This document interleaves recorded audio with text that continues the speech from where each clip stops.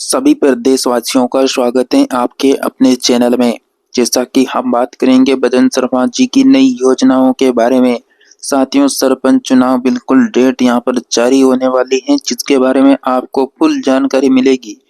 बस साथ में जो पेंशन वृद्धि है तो 1250 वर्तमान समय में सभी पेंशन धारकों को मिल रहा है। तो आने वाले समय में 1500 रुपए तक पेंशन कब तक जारी होने वाली है, कब तक मिलेगा, क्या कारण है मिलने का, वो भी आपको पता लगेगा। पीएम किसान योजना जिसकी 21वीं अलॉटमेंट रिलीज होने वाली है साथियों, तो उसकी डेट भी फाइनल हो चुकी है।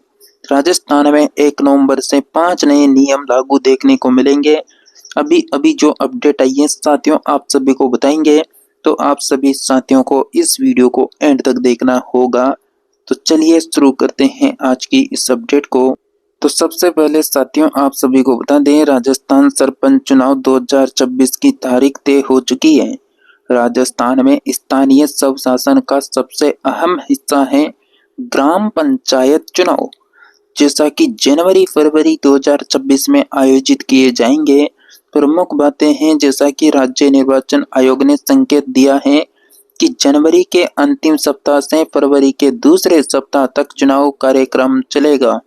बिल्कुल सभी ग्राम पंचायतों में एक साथ चुनाव होंगे।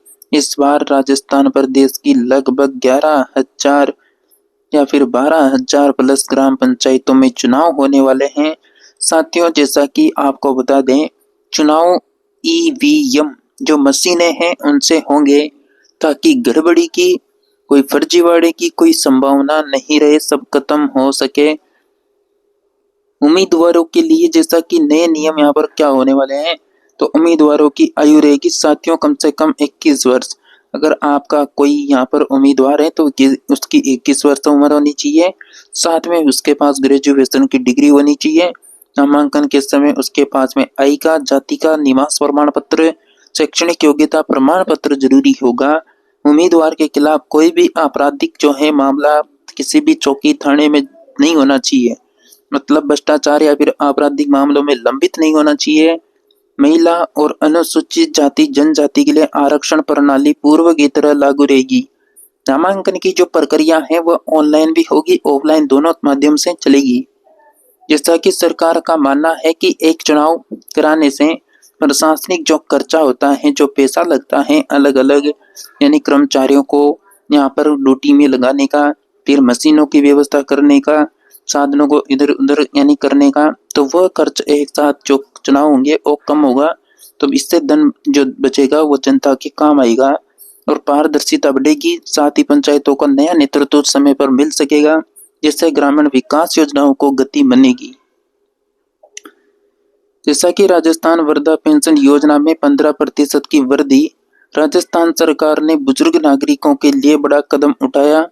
वर्तमान में 1250 मासिक पेंशन पाने वाले वरिष्ठ नागरिकों को फरवरी 2026 से 1500 प्रति माह पेंशन मिलेगी।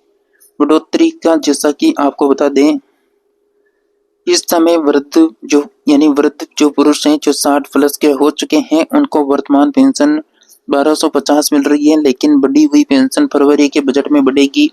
जो 15% का प्रावधान है उसके अनुसार बढ़ेगी, तो 1500 मिलेगी। वृद्धा पेंशन 1250 है तो 250 बढ़कर यहाँ पर 1500 हो जाएगी। और जिन दिव्यांगों की 1500 पेंशन है उनकी बढ़कर 1750 हो जाएगी। विधवा महिलाओं की जो पेंशन है वो 1250 से बढ़कर 1500 होगी। मुख्य नियम है कि पेंशन की राशि सीधे डीबीटी के माध्यम से बैंक खाते में जमा की जाएगी। जन आधार लिंक अनिवार्य रहेगा। सत्यापन प्रक्रिया हर 6 महीने में होगी, ताकि फर्जी लाभार्थियों को हटाया जा सके। सरकार ने यह भी कहा है कि सत्यापन के नाम पर फ्रॉड तेजी से बढ़ रहा है, इसलिए पेंशनर्स को सावधान रहना चाहिए। किसी भी धोखाधड़ी की स्थिति में साइबर क्राइम हेल्पलाइन नंबर 1930 पर तुरंत शिकायत करें। तो साथियों, जैसा कि आप यहाँ पर भी देख सकते हैं, यह अपडेट थी। जैसा कि पेंशन पेंशन धारकों की पेंशन में सेंध जीवित प्रमाण पत्र सत्यापन अपडेट कराने के नाम पर की जा रही थी ठगी। मतलब पेंशन धारकों को यहाँ पर जैसा कि कोई मैसेज के माध्यम से, कोई फर्जी लिंक के माध्यम से या फिर फर्जी कॉल के माध्यम से इस तरह कॉल आते हैं और उनसे उनकी व्यक्तिगत जानकारी, उनका नाम, पता, नॉमिनी या फिर उनका एड्रेस, इस तरह की जानकारी मांग ली जाती है। तो आपको कभी भी किसी भी विभाग का कॉल आए, चाहे वो पेंशन विभाग के अधिकारी बनकर बोलें या बैंक का कोई कर्मचारी बनकर बोलें, तो आपको इस तरह की जो कॉल है उनको इग्नोर करना है, उनमें विश्वास नहीं करना है, अन्यथा आपके बैंक अकाउंट खाली कर दिए जाएंगे इनके द्वारा। इस तरह की आपको कोई भी जानकारी मतलब यानी कॉल आती है तो उससे मतलब ज़्यादा बात न करें, फ़ोन को कट कर दें। इसके साथ ही जैसा कि जन आधार और आधार लिंक आपका बैंक अकाउंट से होना चाहिए, ताकि कोई भी मैसेज आए, कोई भी जानकारी आएगी तो आपको मैसेज के माध्यम से मिलेगी, कोई पैसा कटेगा, कोई यहाँ पर आपका अगर अकाउंट भी हैक होता है तो आपको बैंक की तरफ से मैसेज प्राप्त होगा। जैसा कि सत्यापन प्रक्रिया हर 6 महीने में होगी ताकि फर्जी लाभार्थियों को हटाया जा सके। सरकार ने यह भी कहा है कि सत्यापन के नाम पर फ्रॉड तेजी से बढ़ रहा है। इसके साथ ही धोखाधड़ी स्थिति अगर आपको दिखती है तो साइबर क्राइम का हेल्पलाइन नंबर है 1930, इस पर तुरंत शिकायत करें। सितंबर अक्टूबर पेंशन जैसा कि अपडेट देखें तो सितंबर अक्टूबर 2025 की पेंशन ज्यादातर जिलों में जारी होना शुरू हो चुकी है। बाकी बची पेंशनधारियों के खाते में भी धीरे धीरे राशि पहुंच रही है। सरकार का कहना है कि सभी पात्र पेंशनधारियों को अक्टूबर के अंत तक भुगतान पूरा किया जाएगा। प्रधानमंत्री किसान सम्मान निधि योजना की 21वीं किस्त देश भर के किसानों के लिए केंद्र सरकार की सबसे लोकप्रिय योजना पीएम किसान सम्मान निधि की 21वीं किस्त जारी हो चुकी है। राजस्थान समेत कुछ राज्यों में यह राशि नवंबर 2025 के पहले सप्ताह में जारी होगी। जैसा कि किस्त के बारे में अगर आपको बताएं तो हर किसान 2000 रुपये पा रहा है। साल भर में कुल 6000 रुपये की सहायता मिलती है 3 बराबर किस्तों में। 21वीं किस्त जो है जल्दी जारी की जा रही है। पात्रता व शर्तें रहेगी कि जो किसान है वह अपने पास फार्मर आईडी जरूर रखें, अनिवार्य है। जैसा कि किसान का भूमि रिकॉर्ड है, बैंक खाता है, वह आधार से लिंक होना चाहिए। केवल सक्रिय जो एक्टिव फार्मर हैं उन्हीं को किस्त मिलेगी। जिन किसानों के खातों में त्रुटि है, ई-केवाईसी नहीं है, तो उनकी पेंशन रुक सकती है। यह यानी योजना केवल छोटे सीमांत किसानों के लिए मान्य है। राजस्थान में क्या असर है? तो राजस्थान में करीब 78 लाख किसानों को इस योजना का लाभ मिलता है। राजस्थान सरकार का दावा है कि अब किसानों को डिजिटल सत्यापन के जरिए भुगतान में कोई देरी नहीं होगी। जिन जिलों में अभी भुगतान नहीं हुआ है वह फार्मर आईडी अपडेट होने के बाद पैसा भेजा जाएगा। तो फार्मर आईडी अपडेट जरूर करवा ले सभी के सभी। इसके साथ ही आप सभी अभी तक इस वीडियो को लाइक नहीं कर रखा है तो वीडियो को जल्दी से लाइक कर दें, और साथियों आप सभी चैनल को प्लीज सब्सक्राइब जरूर करें, क्योंकि चैनल सब्सक्राइब रहेगा तो आप सभी साथियों को लगातार जो है सही सटीक जानकारी मिलेगी। साथ में आप पास में जो घंटी का बटन दे रखा है उसमें क्लिक करके ऊपर ही ऊपर आपको एक ऑल का ऑप्शन दिखेगा, तो उसमें सेलेक्ट जरूर कर लें ताकि आप सभी को प्रत्येक वीडियो का नोटिफिकेशन प्राप्त होता रहे। और वीडियो को आप सभी जो है अधिक से अधिक साथियों को जो है शेयर कर दें ताकि सभी तक अपडेट पहुंचे। जैसा कि नियम नंबर अगर हम देखें यहाँ पर, तो जैसा कि 1 नवंबर 2025 से लागू हो रहे हैं प्रदेश भर में 10 नए नियम जो यहाँ पर आपकी योजनाओं पर असर डालेंगे। नियम नंबर 1, हर योजना में डिजिटल सत्यापन अनिवार्य हो रहेगा। मतलब अब सभी योजनाओं में लाभार्थियों का आधार व जन आधार लिंक जरूरी होगा। अब फर्जी नामों को हटाने और वास्तविक लाभार्थियों को जो है लाभ मतलब देने का यह बड़ा कदम है। इससे सरकारी फंड का जो दुरुपयोग होता है वो भी रुक जाएगा। पेंशन, किसान, श्रमिक योजनाएं सीधे एक डिजिटल पोर्टल से जुड़ेगी। सत्यापन का काम पंचायत स्तर पर किया जाएगा। नियम नंबर 2 है साथियों, आधार नंबर से एक ही योजना का लाभ। मतलब अगर कोई व्यक्ति एक यानी आधार से एक ही योजना का लाभ ले पाएगा, उसके आधार से कोई अन्य दूसरी योजना मतलब उसी योजना का कोई दूसरी लाभार्थी उस आधार से लाभ नहीं ले पाएगा।